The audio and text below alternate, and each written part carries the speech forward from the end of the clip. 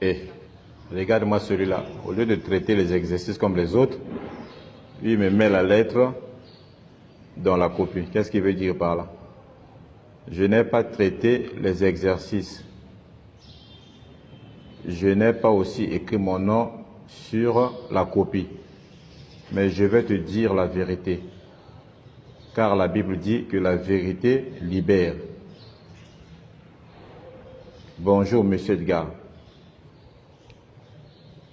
S'il te plaît, monsieur, tu penses que les maths, c'est quoi? Chaque matin, tu es là à faire peur aux élèves. Le suivant au tableau. Donne la craie à celui qui est à côté de toi. Tu m'as humilié devant ma copine.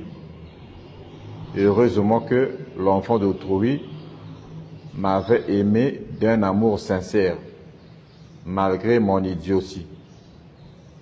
Sinon, elle allait demander le divorce en pleine année scolaire.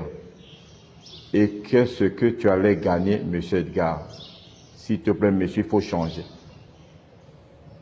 Chaque matin, avant de venir à l'école, je vais toujours au culte matinal pour me couvrir du sang de Jésus afin d'être invisible aux attaques des enseignants. Mais toi, monsieur Edgar, c'est toujours toi. Tu parviens toujours à me repérer au fond de la salle et à m'envoyer au tableau. Et pourtant, je t'avais dit que dans ma famille, les gens meurent au tableau. Ça, ce n'est pas bien, monsieur Edgar. Il faut changer. À ton âge, tu continues de résoudre les exercices comme un gamin. Les papas des autres dorment à 21 h et ont beaucoup d'argent. Mais toi, tu restes au salon toute la nuit à mettre les pièges dans les exercices pour faire tomber les enfants des autres. S'il te plaît, monsieur Edgar, ça, ce n'est pas le mauvais cœur. On ne peut même pas te faire confiance. Pendant la récréation, on sourit bien, on est ensemble, on cause. Mais dès que le devoir commence, le deuxième exercice a toujours un piège. Même si on te paye le bus, tu mets toujours un piège dans le deuxième exercice. Les papas qui ont beaucoup d'argent vont prendre leur petit déjeuner en ville. Mais toi, tu attends seulement l'argent de t'aider pour prendre le petit déjeuner. Et quand tu finis le TD, tu passes de table en table pour ramasser les 100 francs chez les élèves, comme un contrôleur de Coaster. Et si l'élève n'a pas 100 francs, tu ravis son cahier. Ça, c'est quel esprit, monsieur Edgar?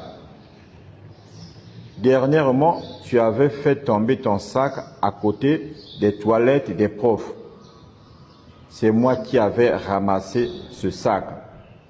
Je pensais qu'il y avait l'argent à l'intérieur. Car sur le sac, tu avais écrit « banque ». Mais quand je suis arrivé à la maison, j'ai ouvert le sac, c'était la banque des exercices de maths. En plus, ces exercices n'étaient pas corrigés. Ce jour-là, je t'avais maudit, monsieur Edgar. Je t'avais maudit. Excuse-moi, parce que j'avais brûlé ton sac aussi.